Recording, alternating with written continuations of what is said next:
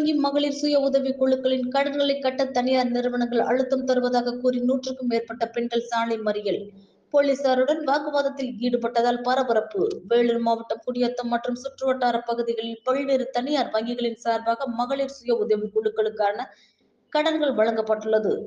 மேலும் மகளிர் சுய உதவி குழுக்களுக்கு கடன்களை வழங்கியுள்ள தனியார் நிதி நிறுவன ஊழியர்கள் கடன்களை கட்டச் சொல்லி அதிக அழுத்தம் தருவதாகவும், கால அவகாசமின்றி தனியார் நிறுவன ஊழியர்கள் வீடுகளுக்கு வந்து கடனை அடைக்க சொல்லி மன உளைச்சலை ஏற்படுத்துவதாகவும், கடனை அடைக்க கால அவகாசம் தராமல் நிதி நிறுவன ஊழியர்கள் மறுத்து அடாவடி செயலில் ஈடுபடுவதாகவும் ஆபாசமாக பேசுவதாக கூறி குடியாத்தம் சித்தூர் கேட் பகுதியில் 100க்கும் மேற்பட்ட பெண்கள் சாலை மறியலில் ஈடுபட்டனர்.